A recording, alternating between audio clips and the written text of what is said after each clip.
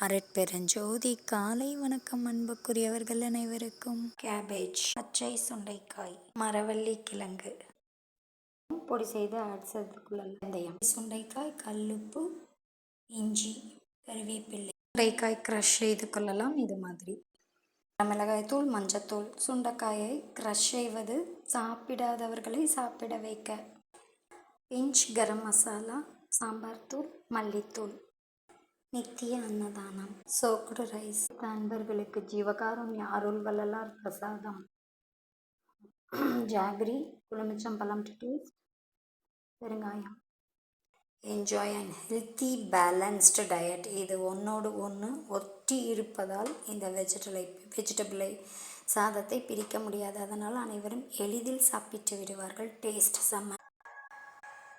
சுண்டைக்காய் cabbage rice தயார்.